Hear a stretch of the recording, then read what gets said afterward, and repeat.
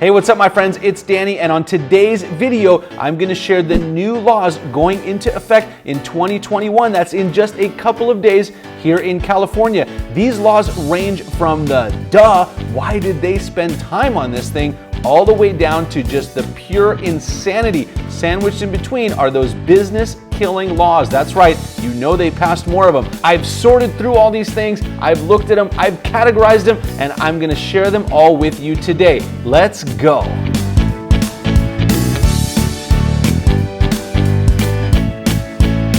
Hey, what's up you guys? Danny Batsalkin here. Thank you so much for tuning in. I appreciate you. And as we wind down in 2020 and 2021 is just around the corner here in California, there are a bunch of new laws that are about to take effect.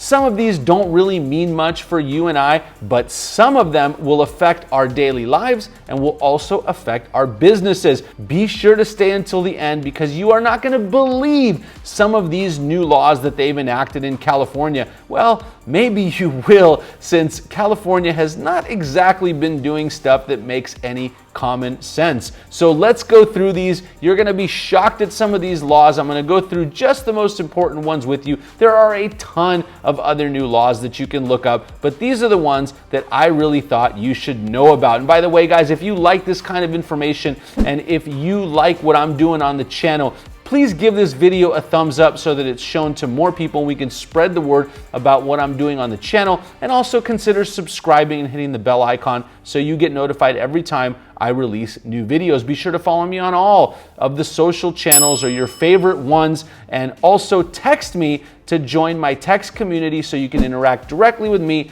And I do release exclusive content just for the text community. And I'm also in 2021 going to continue my monthly giveaways. So in just the last 2 months, I've given away an Apple iPad and an Apple Watch, and I'm so excited to do more of those giveaways in 2021, but you got to be part of my text community, so do that as well. All right, you guys, let's kick things off with the category. These are laws that I just felt like, wow, like, do we really need a law about this? Do people not get it? The first one is more hand washing at work. So this law allows food facility workers to leave their station every 30 minutes to wash their hands, or more often if needed. I mean, that's common sense, right guys? But I guess in California we need a law about it. The next one is the hot car rules.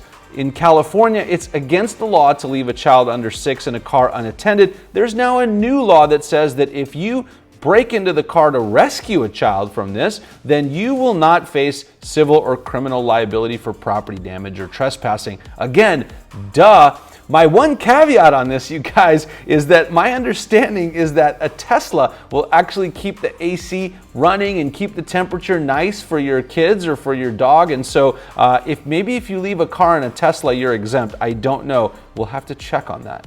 The next law provides more protection for student loan borrowers and makes it harder for people to take advantage of people who may not know their rights or how to navigate the system. Well, the reason I put this in the category is if those rights and protections are already there, I'm not sure why we need a bill to make sure that the rights and protections are followed.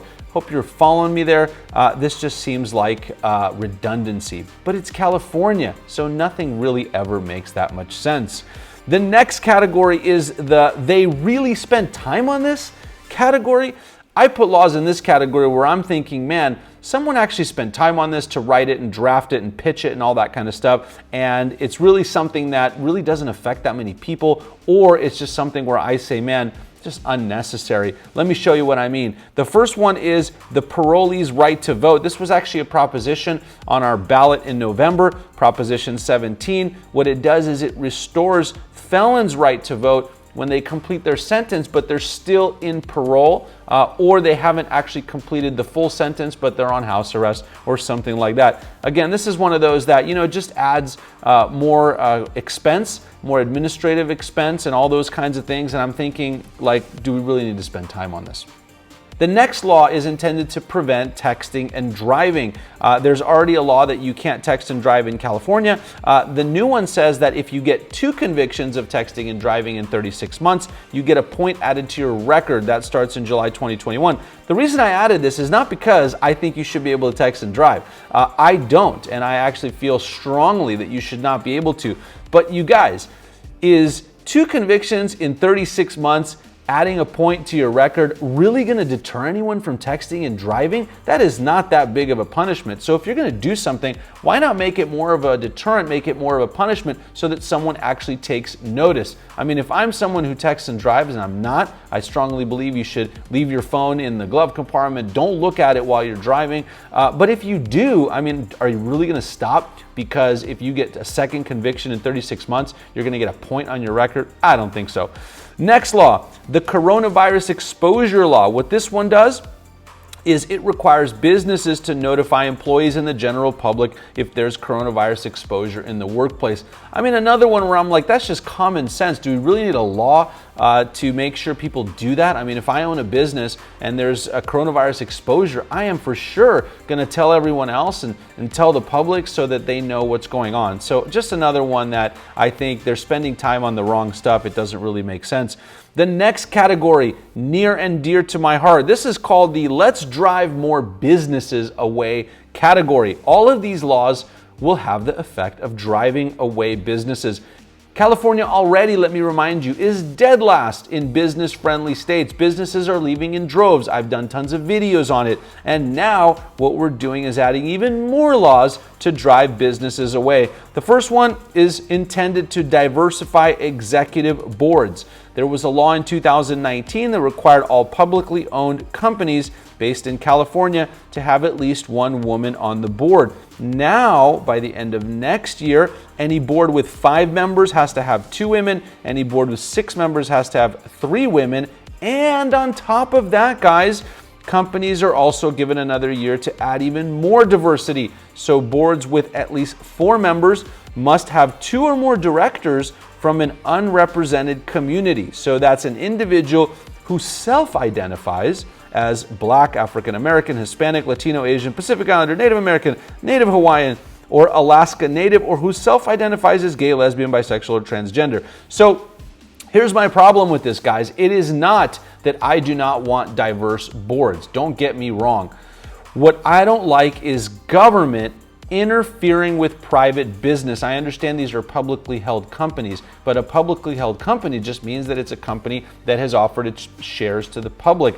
And when a government or when a state interferes with how a company is going to run their business, who's on their board, what racial composition is on their board, to me, that is nonsense. A government and a state has no business interfering with companies' boards. And so this is another bill that will simply have the effect of companies saying, I do not want to be based in California, and they have every right to do that, and they have every right to move their headquarters to another state that is much more business friendly. That's already happening, and that will continue to happen. Here's another doozy for you: family leave for more workers.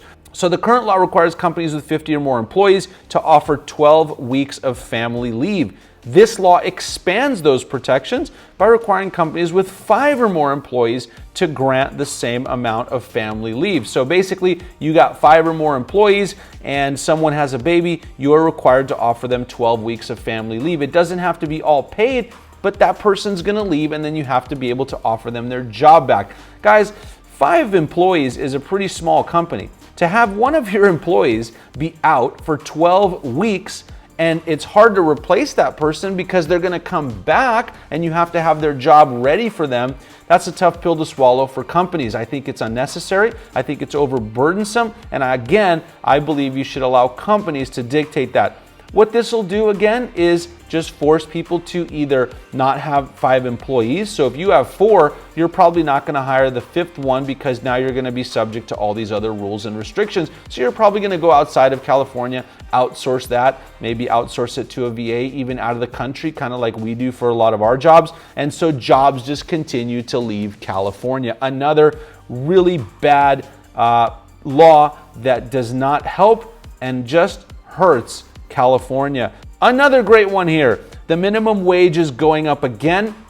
This isn't really a new law. California passed a law a few years ago incrementally stepping up minimum wage, but it should be noted, if you have more than 26 employees, your minimum wage is $14 per hour, and businesses with 25 or fewer, the minimum wage is $13 per hour. There are some counties and areas and local laws where minimum wage is already higher. I am not a proponent of minimum wage. I believe that there should be a fair market system of wages. And so obviously I am not going to be a fan of this. And ultimately, again, it just has the effect of driving businesses away. Businesses are going to go to friendlier business states like Texas, like Florida, like Tennessee. We've talked about it on other videos. All right, so that is that category. The next category is my just plain old insanity category. And wait till you hear about this one. So you may know that in California, Governor Newsom established a task force. By the way, I love that term, task force. It really just means we're going to meet, we're going to talk about it, but we ain't really going to do anything about it. That is what the definition of task force is. So anyhow, Governor Newsom established a task force on slavery reparations. And so what the task force does is they're going to meet and they're going to talk about the legacy that is impacting the slaves' descendants today. They're going to take testimony, they're going to spend time, they're going to spend taxpayer dollars on this, and then they're going to come out with their proposal. All right, guys, so here's my take on this. California came into the United States of America as a free state. There were never slaves here. It was not ever a slave state. So we are forming a task force on slave reparations in a state that was never a slave state where people never owned slaves. It makes absolutely no sense at all. It's a waste of taxpayers' money, and it's just another one of these things where a Democrat, liberal governor is pandering to the community here and not actually helping. Instead, take those tax dollars and inject them into the communities that you're trying to help. Help them improve their businesses, help them improve their education. That will make a difference, not forming a task force on slave reparations that will have exactly zero effect.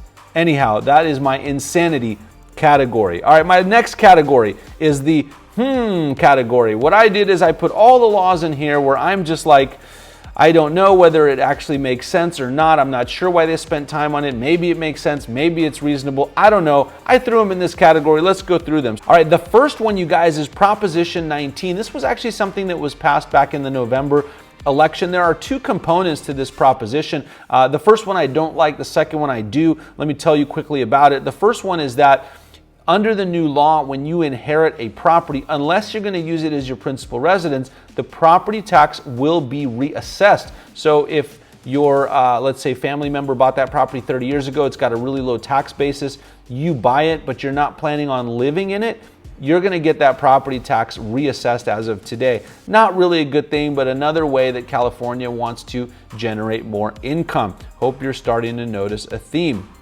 The second part of this is that homeowners who are 55 or older can actually move their property tax basis multiple times. That's probably a good thing. So there's really two things combined and going on here. The next one in our category is youth criminal justice reforms. So what this actually does is have a lot of reforms to the way that youth criminal justice works. So a lot of different things happening here. Ultimately, I think this is something that provides more leniency to the youth. So I kind of put it in this category of, like I'm not really sure what's going on here. I don't know whether this is good or bad. And the next one is a ban on certain police holds. So after kind of what went on this year with police brutality and things like that, high profile deaths, in California, a bill was passed that prohibits using chokeholds and carotid holds. The reason I have this in this category, you guys, is that based upon my research, the areas that already have these bans haven't really seen any difference. It doesn't really make an impact. I believe President Trump signed a law that banned chokeholds unless the police officer's life is in jeopardy. And so I'm just not sure whether this is actually something that makes a difference. I know it's probably a good thing. We want to reduce, of course, police brutality and all that kind of stuff. I just don't know that this law actually has the effect that they want.